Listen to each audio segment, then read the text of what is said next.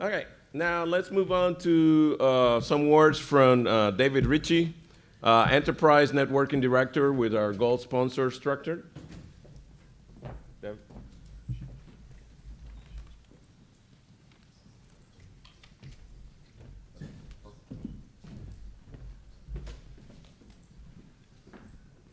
Good morning. We're collectively at a little bit of a disadvantage because I found out I was doing this on Friday.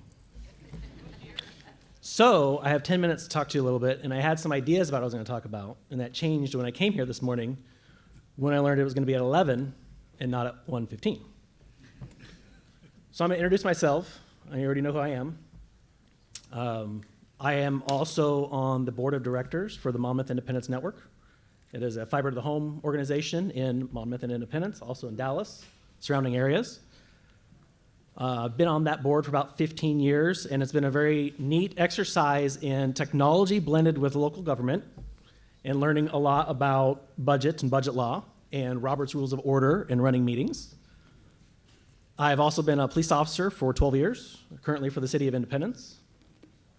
That's also originally, I want to get out of the house, get away from the computer, do something different. And now I drive around for 10 hours at a time with the computer sitting right next to me. So I didn't get away from the computer, but I'm using it differently. And so now I'm learning about what some of our law enforcement partners and customers are doing. And so that's made me a much better IT professional understanding that perspective as well. In addition to that, I've been at Structured for almost 20 years now. And that diversity of experience with our engineers is common. We're all doing a lot of different things and learning about different perspectives because it makes us better engineers and it makes us better with our customers. I also am not unique in the length of time I've been at Structured. If you talk to an engineer from a Structured, it's very common that it's 10 plus years or more. We have a very high retention. When I first was in IT, I started out with a company in Beaverton, and they did 411 directory assistance. And so if you called 411 on your Sprint phone and others, you went to one of our call centers. We had 33 call centers throughout the United States. And when the company decided that they were going to compete with their carriers and offer that service directly, I said to Structured, hey, who was a vendor at the time, networking, I want to get a new job, new networking. They said, well, come work for us. And I said, I don't know what that means. So I said yes. It was right on time my son was born, and so I took some leave, went to work with Structured, thinking, this vendor thing, if it doesn't work out, I'll just go back to where I'm at, I'll be fine. And I went to my first job. And I thought, okay, it'll probably take me 3 or 4 hours. And it took me a couple. Why did it go so fast? Well, because as a vendor, when we come in, we're concentrating on your projects and your problems directly. We're not interrupted by, hey, my printer's not working, this site's down, we need some help with this event that's happening. We can come in and get the work done very efficient, very effective. And that's the first thing I came away from it. And clearly, it's been working well for me. I have 19 years now and doing a lot of the same things with our customers. We do response to cyber events, so a lot of crypto locker stuff. We'll get those triage calls. Hey, we got hit. We need help. All right, let's talk about what you've got in place. Do you have a plan? No? Okay, let's figure out where you're at and work through it. So it's a collaborative, holistic approach using a diverse set of engineers and skill sets, a lot of different groups inside the company. You can say, I've got this product, or I've got this solution, or I've got this software. We're going to find someone who's either worked with it before, is an expert with it, or can at least spell it. That's the saying at the office. Do you know how to spell this? Okay, you're the expert now. Go figure that out and go solve the problem. So it's been very, very educational. And one of the other things that the company Structured offers is that consultative approach to say, here's what's worked in other environments for our customers doing similar things to you. Here's where they run into problems, while recognizing every individual environment is unique to itself. So it's going to take collaboration with the stakeholders, education with a number of people to understand what problems we might be trying to solve. And when we talk about the theme, which is cyber resilience, all of that comes down to the basic level of how do I plug stuff into my network, to how do I get my users onto the network, and to expand on one of the closing comments in the last presentation that was just made, not only do we trust our users, we don't trust technology, we don't trust other people. It's the other people, the outside actors that are trying to influence our users that we trust to make the right decisions. And we've educated them, but they're really sneaky, really sneaky. And they're very good at their jobs. Otherwise, they wouldn't be doing it. Their jobs of being criminals and bad people and people we don't want in our networks, or talking to the people that we have in our networks or running our networks. And so while we trust the people, and to a point we trust the technology and we want to verify everything that's happening, the biggest threats are the threats that we don't control, the threats that are coming from outside and that we can't control, so we do our best to control against them. One of the last, and I only had 10 minutes. They told me 15 and then they told me 10. So I think I'm doing all right. I'm doing all right. This is a big group. I was thinking that when that first speaker got done, some of you guys would be like, oh, let's go get some drinks, and some people would leave. I'm not used to talking up in front of a big group like this, so I apologize. I am towards the tail end of what I had prepared in my head for this morning.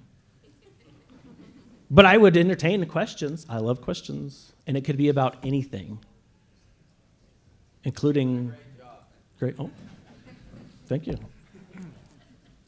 Yes. When it comes to those incident response plans, what are some common gaps that companies have that you work with?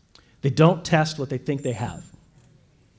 They'll put together a plan, and there'll be some exercise at some point, and they won't revisit it.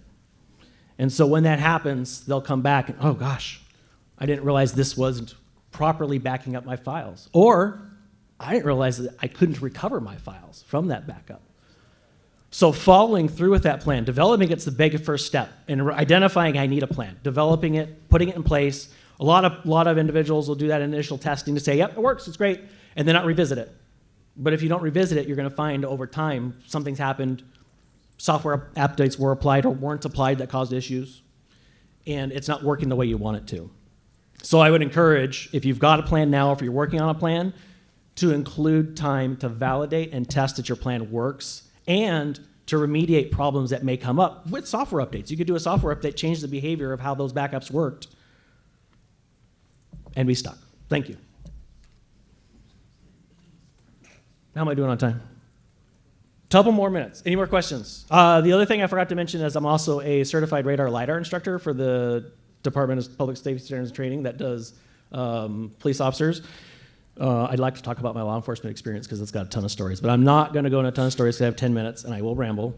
But one of the most rewarding things about that is training officers. So my focus is in grant enforcement of traffic laws. I'm the traffic cop. Everyone hates seeing me on the side of the road. I get it. But I guarantee if you're not on your phone going through my school zones, I won't stop you. Guarantee it. So don't be on your phones through the school zones. But the certified radar LiDAR instructor was a really neat thing to be able to do, and to train police officers how to use that is very rewarding because it takes in a lot of things like technology. So we're using radar and we're using LiDAR, which is a lot of fun. And then some concepts of technology, which includes math, which is everyone's favorite subject. But one of the things I had a lot of fun doing when I did my first session with it was trying to teach a concept called the cosine effect.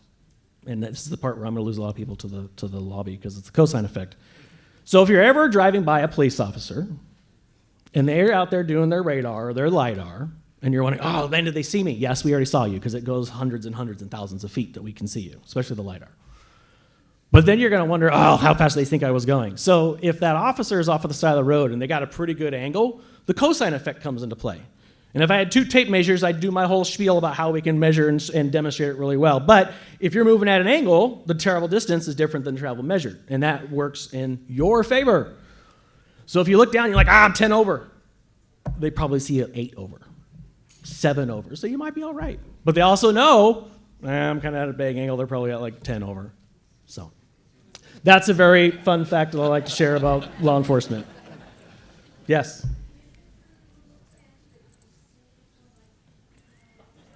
So the question is it safe if you're going 10 miles an hour over the speed limit? Maybe. So 10 miles an hour over the speed limit in the school zone, that's 20? No. 10 miles an hour on I-5 as you're coming here because you're now learning that it's at 11 and not 115? Maybe you're okay. But what it really comes down to is discretion. Officers have discretion in Oregon on whether or not they issue a citation, a warning, or otherwise, just remind you, hey, slow down. So maybe is the official answer. And it could be different between the officers. Some officers might think, hey, 5 over is cool. That's cool. Anything over 5, you might. But state troopers, you're pretty good. They like those high numbers. They like those really, really high. Because they know they'll wait. 10 over. Give me 3 minutes. Someone will be going 80. It'll be fine. And they'll wait for the next person going 80. Yeah, good question. Thank you. Any more of those questions? I can share the. Okay. We good? All right. Thank you very much, and I apologize for not being more prepared, but luckily it was only 10 minutes. You had to listen to me. Structured Communications, we're based out of Clackamas. We've been in business for over 30 years, and if you contact us, you'll meet someone as entertaining as me, I promise. Thank you.